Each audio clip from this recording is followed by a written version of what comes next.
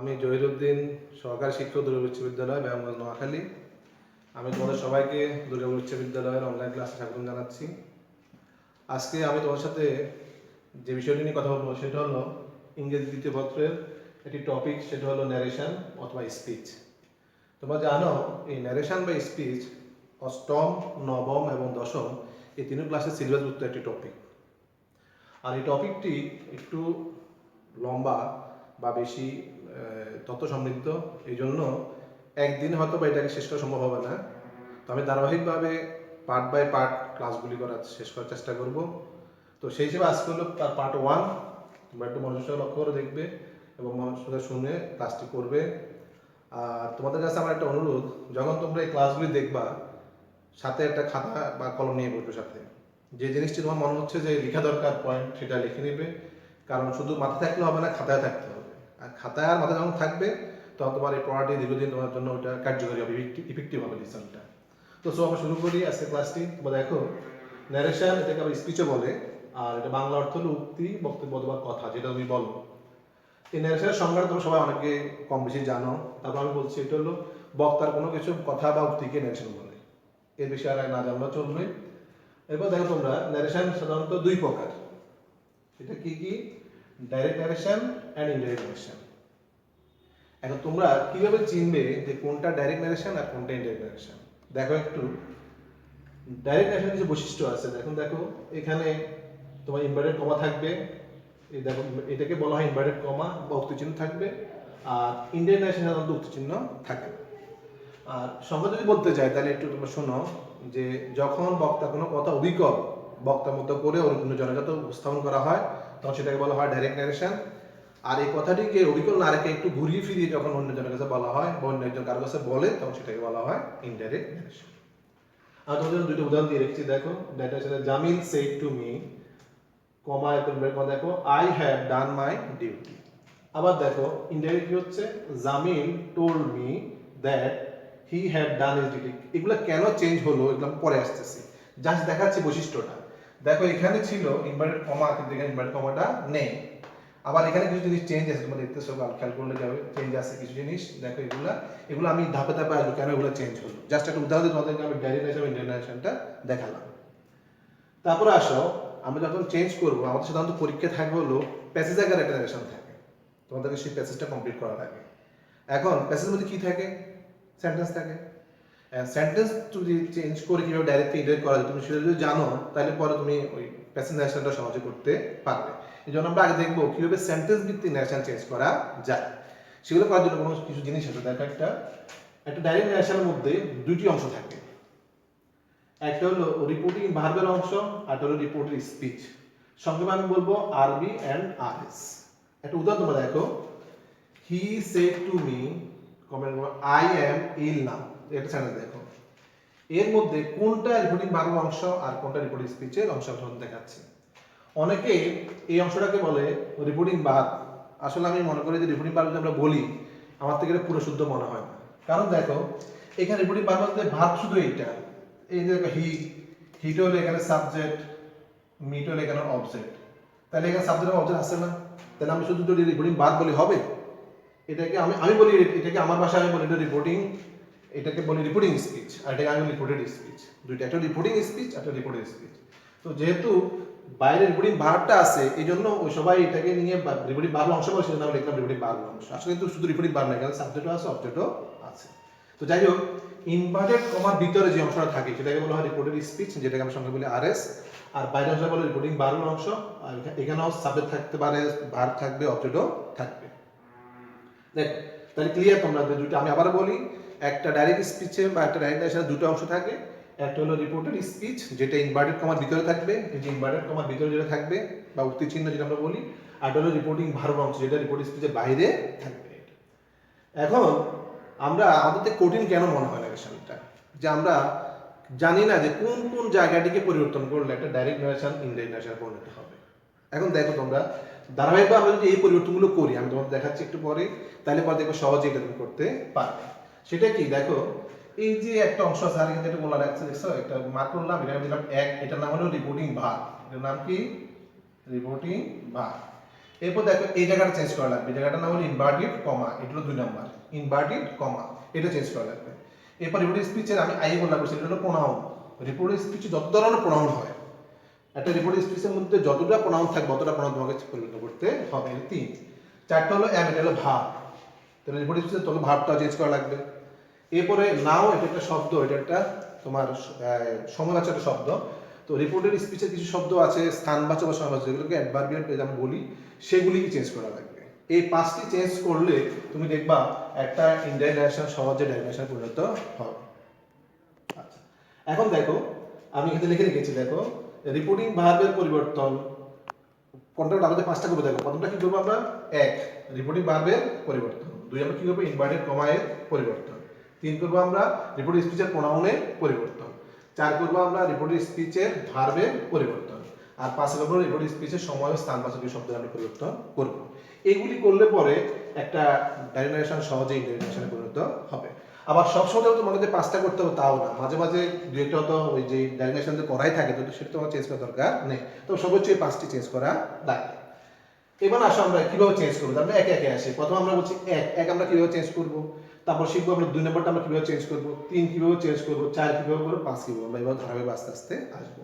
প্রথমে আসো দেখো এই যে তোমার নাম্বার 1 আর 2, এই কি আছে রিপোর্টিং ভার্ব, এটা আমি রিপোর্ট বানিয়ে রেখেছি, আর 2 আছে কি ইনভার্টেড কমা, এই দুইটা কি হচ্ছে দেখো আমি লিখেছি 1 ও 2 নং পরিবর্তন হয় রিপোর্টেড স্পিচে, রিপোর্টেড স্পিচটা সেন্টেন্স অনুসারে, মানে রিপোর্টেড স্পিচটা যে ধরনের সেন্টেন্স হবে সেই অনুযায়ী আমরা কি করব এটা এই 1 আর 2টা পরিবর্তন করব। এখন সেন্টেন্স কয়টা আমরা জানি, অর্থ অনুসারে সেন্টেন্স হলো কয় প্রকার, 5 প্রকার। সেটা কি কি, অ্যাসার্টিভ, ইন্টারোগেটিভ, ইম্পারেটিভ, তারপর হলো অবজেক্টিভ এন্ড এক্সক্লেমেটরি। এখন হয়তো তোমাদের অনেকেই দীর্ঘদিন পড়াশোনা না থাকার কারণে বা যে কোনো কারণে হয়তো তোমরা এই 5টি সেন্টেন্স ঠিকমতো তোমরা চিনো না। তো সেন্টেন্সগুলো কিভাবে চিনতে হবে স্যার সেটা তোমাদেরকে দেখাচ্ছি। দেখো মনে করো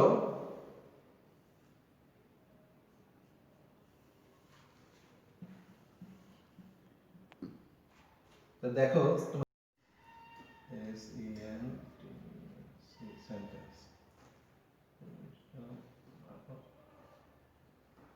দেখো যদি কোনো সেন্টেন্সের শেষে তোমরা যদি দেখো একটা প্রশ্ন চিহ্ন আছে, তোমরা ধরবা কি সেন্টেন্স, এটা ইন্টারোগেটিভ।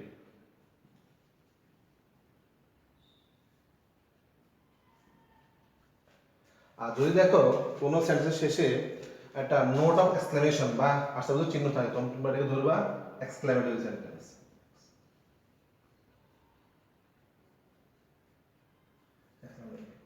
আর বাকি আছে কি ইম্পারেটিভ এন্ড অবজেক্টিভ। দেখো কোন সেন্টেন্স শুরুতে যদি ভার্ব থাকে অথবা লেট থাকে, তোমরা ধরবা ওটা হলো ইম্পারেটিভ। আর যদি কোনো সেন্টেন্স শুরুতে মে থাকে, তোমরা ধরে নিবে এটা হলো অবজেক্টিভ। তাহলে দেখো ইন্টারোগেটিভ চিহ্ন ইন্টারোগেটিভ সেন্টেন্স, শেষে দিয়ে আছে এক্সক্লেমেটরি চিহ্ন, তাহলে তোমরা এক্সক্লেমেটরি সেন্টেন্স। শুরুতে আছে কোনো একটা সেন্টেন্সের শুরুতে থাকবে ভার্ব অথবা লেট দিয়ে শুরু হবে, তাহলে সেটা হবে ইম্পারেটিভ সেন্টেন্স। কোনোটা সেন্টেন্স শুরু হবে, শুরু থাকবে মে, তাহলে তোমাদের এটা অবজেক্টিভ সেন্টেন্স। আর এগুলো কিছুই নেই, লাস্টে ফুল স্টপ ধরবে, এটা হলো অ্যাসার্টিভ সেন্টেন্স। এই হলো 5টা সেন্টেন্স। সেই সেন্টেন্স অনুযায়ী আমরা 1 আর 2 চেঞ্জ করব। 1 মানে হলো রিপোর্টিং ভার্ব আর 2 হলো ইনভার্টেড কমা। এখন তোমাদেরকে আমি দেখাবো কিভাবে সেন্টেন্সের আকারে বা সেন্টেন্স ভিত্তিতে এই দুটো জিনিস পরিবর্তন করা যায়।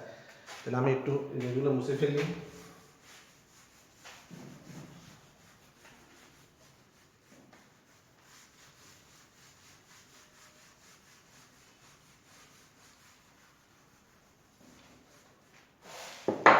তোমরা এখন দেখো একটু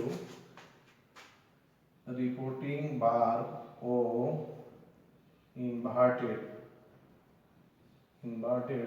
কমা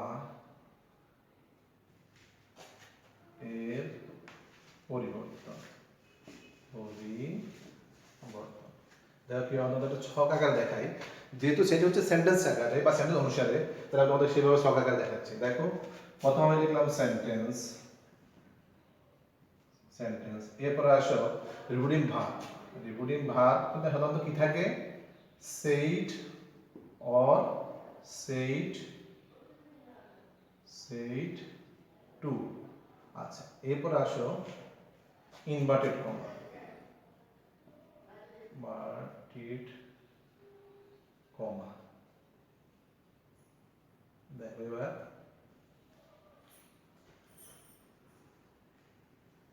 দেখো, তাহলে প্রথমে কি সেন্টেন্স? অ্যাসার্টিভ। অ্যাসার্টিভ যদি থাকে তাহলে সেক্ষেত্রে আমরা রিপিটিং ভার্বটা কিভাবে চেঞ্জ করব? টোল্ড দিব। এর পরিবর্তে টোল্ড দিব। মনে রাখবা, যদি রিপিটিং ভার্বে অবজেক্ট থাকে, যদি রিপিটিং ভার্বের অংশের মধ্যে কোনো অবজেক্টের উল্লেখ থাকে, তখন আমরা সেইটের পরিবর্তে লিখব কি? টোল্ড। আমি অর্থাৎ কখন? যখন দেখবে সেইট টু আছে, তখন দেখবেন নিশ্চয়ই অবজেক্ট এখানে আছে, তখন আমরা সেইটের পরিবর্তে আমরা দেব হলো টোল্ড। ঠিক আছে? আচ্ছা, তাহলে এটা গেল অ্যাসার্টিভ সেন্টেন্সের রিপিটিং ভার্ব পরিবর্তনের জিনিস। এবার আসলে যদি আমরা ইন্টিগ্রেটিভ ইনভার্টেড কমা চেঞ্জ করে আমরা কি দিব? ইনভার্টেড কমা চেঞ্জ করে আমরা দেব হলো দ্যাট। ঠিক আছে? তাহলে একটা গেল অ্যাসার্টিভ সেন্টেন্স গেল। তারপর আসো ইন্টারোগেটিভ।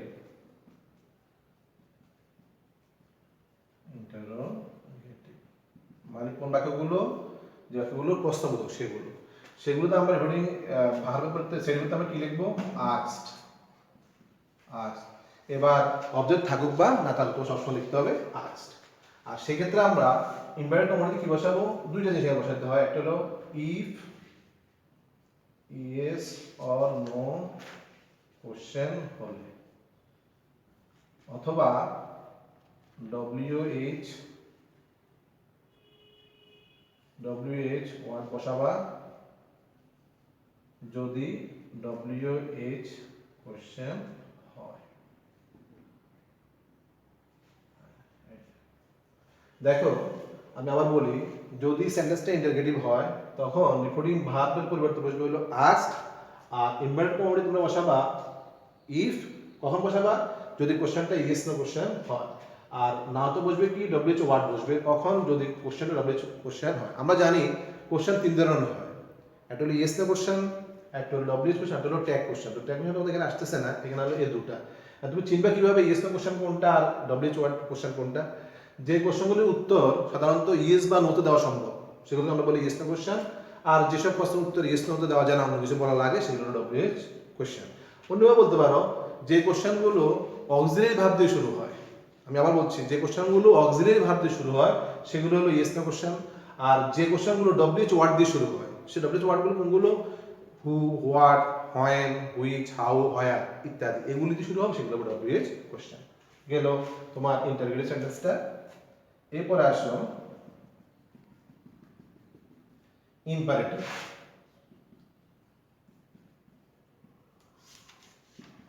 ইম্পারেটিভ সেন্টেন্স কোনগুলো? মনে আছে কি? আমি বলেছিলাম যে সেন্টেন্সগুলো মূল ভাব দিয়ে শুরু হবে অথবা লেট দিয়ে শুরু হবে। আর এই সেন্টেন্সগুলো সাধারণত তোমার আদেশ, উপদেশ, অনুরোধ, নিষেধ, তারপরে প্রস্তাব ইত্যাদিগুলা বোঝায়। তো সেই আলোকে তোমাকে রিপিটিং ভার্বটা চেঞ্জ করা লাগবে। আমি লিখেছি, দেখো ইম্পারেটিভ সেন্টেন্সে হবে রিকোয়েস্টেড। অনুরোধ বোঝালে। তারপর অর্ডার্ড,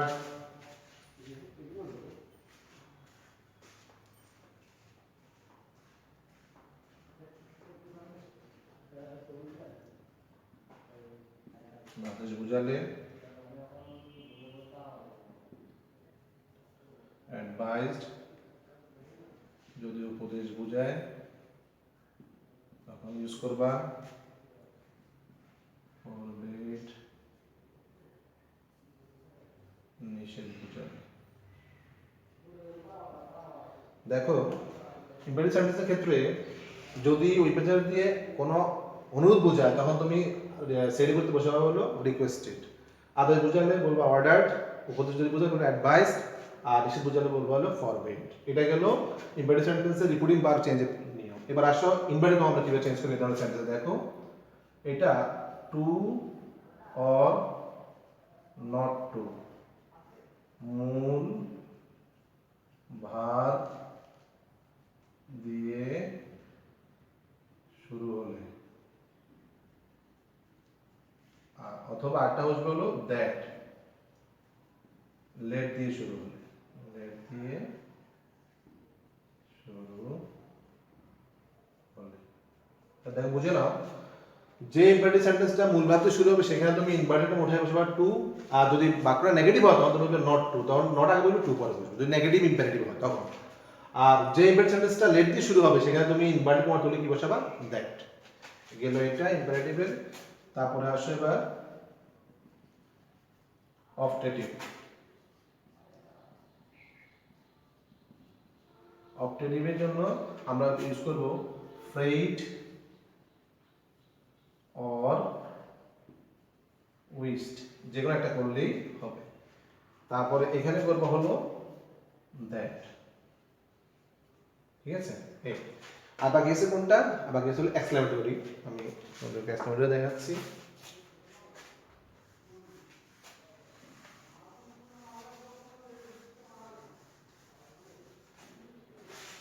এক্সক্লেমেটরিটা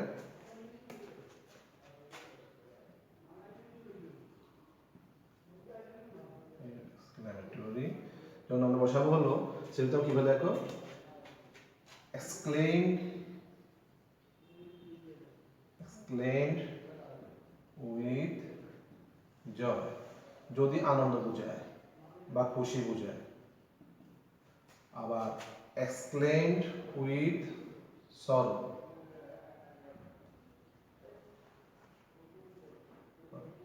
যদি দুঃখ বোঝায় তখন এটা ইউজ করবা। আর exclaimed with wonder, যদি আশ্চর্য অথবা বিস্ময় বোঝায় তাহলে তোমরা ইউজ করবা ওয়ান্ডার।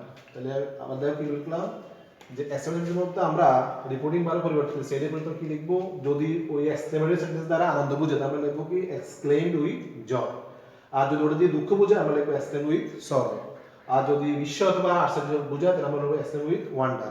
এর এক্সক্লেইমড সারপ্রাইজও লেখা দরকার না, এক্সক্লেইমড ওয়ান্ডার একটাই তোমরা শিখে রাখো। আর এই ক্ষেত্রে ইনভার্টেড কমা পরিবর্তন করে আমরা কি লিখবো, দ্যাট। ঠিক আছে শিক্ষার্থী বন্ধুরা, তাহলে এইভাবে করে আমরা সহজে একটু খেয়াল করে আমরা এই একটা ডাইরেক্ট ন্যারেশনের রিপোর্টিং ভাগ এবং ইনভার্টেড কমা পরিবর্তন করতে আমরা পারব। তো শিক্ষার্থী বন্ধুরা আজকে এটুকু পর্যন্ত থাকলো। আগামী ক্লাসে আমি দ্বিতীয় অংশ নিয়ে হাজির হব। তবে তোমরা সুস্থ থাকবে, ভালো থাকবে এবং এই পড়াগুলি মনোযোগ সহকারে পড়বে।